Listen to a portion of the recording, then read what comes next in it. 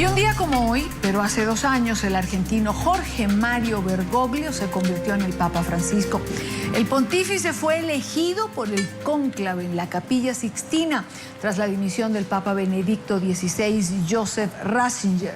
Francisco, el primer papa latinoamericano y también el primer jesuita, ha hecho crecer en forma extraordinaria la cercanía de la Iglesia con las personas. Un lenguaje contundente en el combate contra la exclusión social, la desigualdad, la marginalidad en todos los niveles. El Papa Francisco se ha caracterizado por hacer polémicas declaraciones que en oportunidades han sido cuestionadas dentro y fuera de la Iglesia. En la tarde de TN24 está con nosotros y le doy la bienvenida al padre Pedro Freites, consultor del Pontificio Consejo para las Comunicaciones del Vaticano. Nos acompaña Jairo y a mí. Padre, bienvenido, buena tarde. Gracias, Idania, y saludamos a todos los televidentes de las Américas. Hoy es un día maravilloso para la Iglesia. Padre, ¿qué ha significado desde su punto de vista? Porque con Jairo quiero ir también al significado político, pero usted que está dentro de la Iglesia, ¿qué ha significado el Papa Francisco para la Iglesia? Personalmente considero que el Papa Francisco ha sido un signo evidente de la intervención de Dios, cómo Dios irrumpe en la historia de la humanidad, suscitando hombres que puedan ir afrontando los problemas más concretos o álgidos que vive la Iglesia como portadora de ese mensaje de unión, de misericordia, de perdón. Ha significado una bendición de Dios para la Iglesia en todo el mundo y de manera particular para América Latina, el continente de la esperanza, porque le ha dado nuevos aires, nuevo impulso a la Iglesia y sobre todo es un hombre con una coherencia de vida. Ha significado un signo de credibilidad y de confianza que está impulsando la renovación de la misma Iglesia. Está afrontando temas y problemas bien álgidos que la Iglesia no puede ocultar, partiendo del principio del Evangelio. Conocerán la verdad y la verdad los hará libres. Uno de los testimonios más hermosos del Papa Francisco es su sencillez, su coherencia de vida y su deseo de entrar en un proceso de renovación de la Iglesia y de la sociedad entera. Lo ha dicho en estos días, comenzando la Cuaresma, es urgente que la Iglesia impulse o se esfuerce en esa renovación, en esa purificación. Y por eso, entre los temas fundamentales que ha abordado el Papa, lo podríamos ver como el Papa de la periferia, que sale al Asia, que va a aquellas regiones del catolicismo donde ha estado más olvidado. Otro tema bien importante que todo su pontificado se centra o tiene como hilo conductor la misericordia. Y precisamente hoy, en la Basílica de San Pedro, acaba de invitar a ese año jubilar extraordinario de la misericordia, es decir, de la reconciliación, del perdón, del entendimiento para ser impulsores y constructores de la paz. El término de la misericordia parte fundamentalmente de mostrar el rostro humano de Dios, que Dios nos ama con ternura infinita, que Dios nos quiere bendecir, que Dios no viene a condenar, sino a salvar a aquella humanidad y sobre todo a un universo, a una población donde cada día está más golpeada por la pobreza, la corrupción, la injusticia, los totalitarismos o modelos políticos que van alejando al hombre de la esperanza de Dios. Y ese Dios de la misericordia es el que nos impulsa o nos mueve a buscar la verdad y la justicia. Porque hablar del perdón no significa perdonar y absolver alegremente, sino que el perdón tiene que pasar por la purificación, por la conversión, porque un perdón responsable, es decir, sí, que se fundamenta en la justicia, en la verdad y en la libertad. Ahora, padre, es urgente renovar, es urgente, pero no fácil, Jairo, y esto tiene implicaciones dentro y fuera del Vaticano. Para la Iglesia o para un sector de la Iglesia no es fácil plantear renovaciones. Para nada, y en términos políticos creo que tampoco es fácil. Hay un antecedente muy importante en materia de renovación política, no sé si el padre comparta conmigo esta apreciación, pero la llegada de Karol Wojtyła, Juan Pablo II, fue vital en términos políticos porque llegó con una agenda de renovación. No solamente se puso en su espalda el tema de salir de la situación de dictadura autoritaria que se vivía en Polonia, hace una alianza muy importante con Lech Walesa, lleva a su partido político una situación importante, lo lleva al poder, es Lech Walesa, termina hasta siendo Premio Nobel de Paz. Y hago este antecedente por un motivo muy importante. Creo que en los últimos años la Iglesia perdió el polo a tierra, y lo que me gusta mucho del Papa Francisco es que resultó ser un polo a tierra. No solamente conectó al Vaticano con las diferentes curias y con las diferentes divisiones administrativas que tiene la Iglesia, con una situación más real políticamente hablando, les dio más alas, les dio más confianza, les dio mayor capacidad. Quizás uno de los temas, y me atrevo a decir que es una de las líneas de acción más importantes y se ha repetido durante todo el día, son unas palabras que el Papa Francisco da, creo que es en medio de un vuelo donde le preguntan cuál es la posición, por lo menos desde su llegada, en relación con la comunidad LGTBI o con la comunidad gay. Y él dice, si los gays se aproximan a Dios, si buscan no solamente interactuar con Él, ¿quién soy yo para ser un limitante ante esta situación? Yo creo que es un ejercicio de polo a tierra, en donde el impacto político no solamente se puede notar en un mayor número de fieles, sino de manera particular en que el Vaticano se convierte en un actor político más relevante en beneficio de muchas personas. Claro, es un polo a tierra y es un conectarse con la gente y sectores de la sociedad, pero también es un desconectarse con un sector interno de la Iglesia, padre, porque esto no ha sido fácil. Ciertamente el Papa trata de identificarse fundamentalmente con el mensaje del fundador de la Iglesia, que es la comunidad de piedras vivas. Realmente esa conexión con la comunidad, con los pueblos, con los distintos sectores, porque parte del principio que si Dios es de misericordia, es un Dios que integra, es un Dios que une, es un Dios que llama a la salvación, a la liberación. Dice claramente en ese mensaje, en un vuelo papal, donde siempre que un papa realiza un viaje, da una rueda de prensa a los periodistas que están en dicho vuelo. Entonces dice, ¿quién soy yo para juzgar? Nosotros como ministros, como servidores de la humanidad, no podemos estar atentos para juzgar y condenar al hombre, sino para proponer soluciones de reconciliación, para dignificar a esa persona y mostrarle la misericordia de Dios que nos conduce y nos da las motivaciones para procurar ser cada día signos vivos del amor de Dios. El Papa realmente está entusiasmando porque es su estilo de vida.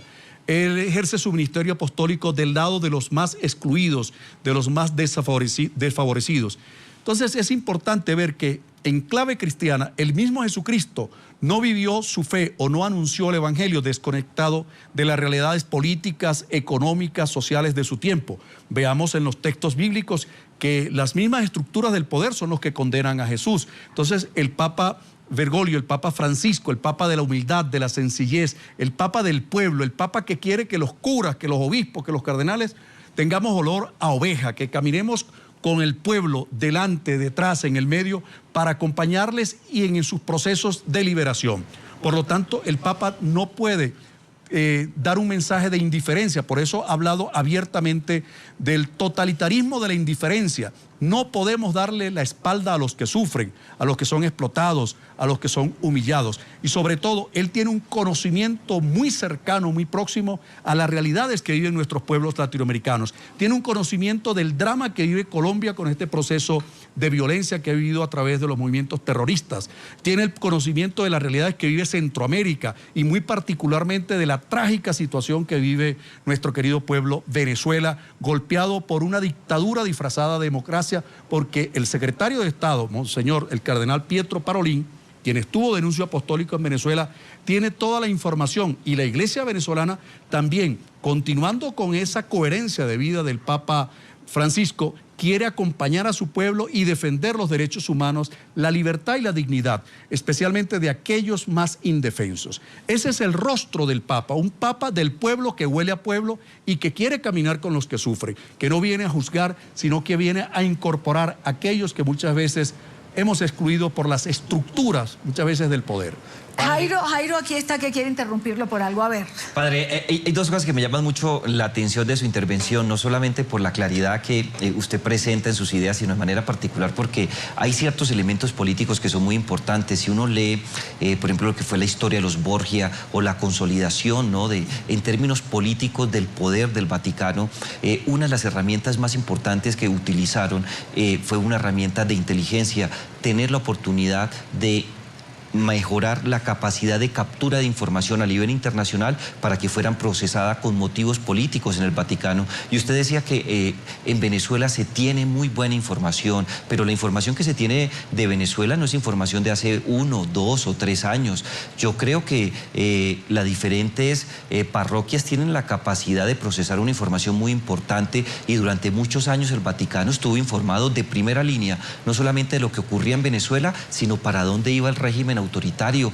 ¿Por qué hay tanta diferencia entre el Papa Francisco y lo que ocurrió con Benedicto XVI? Porque no se sentía políticamente, estaba desconectado, no le importó algunos acontecimientos políticos, cuando fue él una de las personas que mayores beneficios obtuvo de la información internacional, que toda la Iglesia Católica le entregaba, de manera especial en el papel que tuvo como prefecto o líder o garante de la fe. Excúseme si no utilizo los términos apropiados cuando hablo de la nomenclatura del Vaticano. Hay una diferencia muy grande. ¿Por qué no se hizo nada? ¿O estaba tan ocupado Benedicto XVI puertas adentro de la iglesia? Pero el Papa Benedicto XVI vivió un momento histórico y fue un hombre providencial, porque supo conjugar o organizar tantos temas y problemas de la iglesia, que dio ese paso de sabiduría abriéndose a la renuncia, a dimitir, de modo que surgiera este hombre que tiene un conocimiento de las realidades profundas que vive muchos pueblos de América Latina. Realmente creo que con esta imagen y esta actitud constante que está mostrando el Papa Francisco, nos está interpelando, nos está cuestionando, porque muchas veces también dentro de la iglesia hemos caminado y avanzado dentro de casi las mismas estructuras políticas, sociales, buscando el poder, buscando los cargos, compitiendo y quizás desvirtuándonos o alejándonos de aquel proyecto de Dios que es el proyecto de liberación y de salvación. Yo he venido para que tengan vida y la tengan en abundancia. Dios nos ha creado para la felicidad, para la verdad, pero mientras aparezcan las estructuras de injusticia, de pecado, de humillación, impiden que el hombre se encuentre como persona, como imagen de Dios, porque estamos llamados a ser signos visibles de ese Dios en un mundo conflictuado. Frente a lo de los Borgias, son momentos históricos. Dios es un Dios que mira para adelante. Dios no es un Dios que mira para atrás, para detrás. Entonces tenemos que aprender de esos grandes errores, y la iglesia está dando pasos muy firmes con este hombre de Dios, con Francisco, para que seamos constructores de paz, de justicia, de convivencia. Y este gran jubileo de la misericordia nos va a poner a reflexionar, nos va a poner a pensar y a tomar decisiones y a tomar definiciones sobre todo lo que tenemos que cambiar. América Latina está en una situación de alerta. Esta proliferación de nuevas corrientes ideológicas totalitarias que se quieren enquistar en el poder eternamente, tenemos que irlas desestructurando, desmontándolas, porque están impidiendo el crecimiento de nuestras sociedades. La iglesia nunca puede estar divorciada de las realidades sociopolíticas, económicas y sociales. La iglesia está anclada, camina con un pueblo, por lo tanto no podemos seguir con un mensaje abstracto, teológico, que no llegue a conectar con las realidades de los pueblos. Esa es una urgencia. Me queda poco tiempo. Les pido a los dos que sean absolutamente breves. ¿A usted no le da miedo, padre Freites, que el Papa asuma esas posturas de renovación dentro de la curia? ¿No le ha pasado por la cabeza, porque es un tema que se ha debatido a nivel mundial, que por estas posturas al Papa pueda pasarle algo? Mire, creo en la palabra de Jesús. No tengan miedo, yo estoy con ustedes. Los hombres que optamos por este estilo de vida tenemos que confiar e impulsar la acción de Dios. Yo he sido un perseguido y soy un perseguido político del régimen de Maduro, del régimen castrochavista, pero eso no me impide a mí para tener miedo. Todo lo contrario, ahí uno crece espiritualmente porque hay una fuerza interior, una fuerza espiritual que le viene de Dios. Y le doy gracias a Dios por estas experiencias, porque nos ayudan a tener mayor conciencia y convicción de nuestra misión en el mundo que nos toca vivir. Entre los retos, Jairo, igual de breve, entre los retos que tiene el Papa Francisco por delante, además de renovar la curia, está el Banco del Vaticano. ¿Por qué siempre se llega de alguna manera allí? Hay muchos motivos. Históricamente hablando, nos podemos ubicar quizás en los años 80, 70, cuando se da precisamente la desaparición de Juan Pablo I, ¿no? No es muy claro los motivos de su salida, pero hay que tener en cuenta que él tan pronto llega como el pontífice de los católicos, inmediatamente descubre el fraude y la entrada de la mafia italiana y de la mafia internacional y la captura de unas posiciones económicas muy importantes que a la postre llevaron a la quiebra del Banco Ambrosiano. Desde esa época a la fecha todavía existen lazos que no solamente unen a actividades ilegales a nivel internacional con el Vaticano, lo cual no significa complicidad de la jerarquía católica, sino que utilizaron esos circuitos financieros para fortalecer el lavado de activos. Y en segundo lugar, yo me quedaría con una palabra, Idania, que creo que es muy importante y se la he escuchado mucho al padre y lo digo de la mejor manera. Indudablemente la misericordia o el ejercicio de la misericordia, como diría Erasmo de Rotterdam, nos acerca todos los días más a Jesucristo, pero también consolida el poder, porque el ejercicio bien manejado de la misericordia también los convierte a la jerarquía católica y a quienes están detrás como personas que tienen liderazgo político para acceder a los mejores cargos políticos. Nos quedamos cortos en el tiempo. Quiero darle las gracias como siempre al padre Pedro Freites, consultor del Pontificio Consejo para las Comunicaciones del Vaticano, por acompañarnos desde el Centro Internacional de Noticias. Gracias, Idania.